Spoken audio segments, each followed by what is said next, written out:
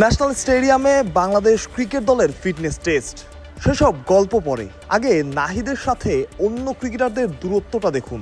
ক্যামেরার লেন্স দিয়ে যদি নাহিদকে ফোকাস করা হয় তবে অন্যদের খুঁজে পাওয়াই মুশকিল। নিয়ম ছিল ক্রিকেটারদের ১৬০০ মিটার পেরোতে হবে সর্বোচ্চ ৬ মিনিট ৪০ সেকেন্ডে। নাহিদ সেটা পেরোলেন ৫.৫ মিনিটের আশেপাশে সময়ে। ৬ মিনিটে ১৬০০ মিটার পার হলে সেটাকে ধরার কথা ছিল এলিট হিসেবে। নাহিদ পার হলেন তারও প্রায় ৩০ সেকেন্ড আগে। তাকে কোন গ্রুপে ফেলা যায় বলুন তো?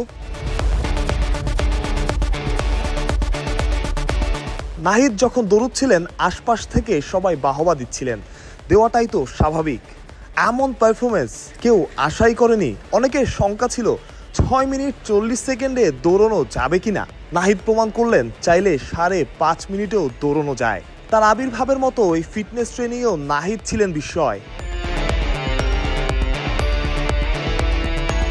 তবে পেসার নাহিদ প্রথম হলেও আরেক পেসার মুস্তাফিজুর রহমান হয়েছে লাস্ট। প্রাথমিক ফলাফল যেটা বলছে সেটা মোটেই ইতিবাচক না। এখন অফিসিয়াল ফলাফলের জন্য অপেক্ষা, তার আগে কিছুই বলা যাচ্ছে না। তবে অন্যদের চাইতে অনেকটাই পিছিয়ে ছিলেন মুস্তাফিজ। দলের বেশিরভাগ সদস্যই কাজটা করেছেন ঠিকঠাক, ২-১ ছাড়া। নাহিদ সেখানে সবার চাইতে আলাদা। প্রথম গ্রুপে নাহিদ ফার্স্ট, সবশেষ মুস্তাফিজুর রহমান।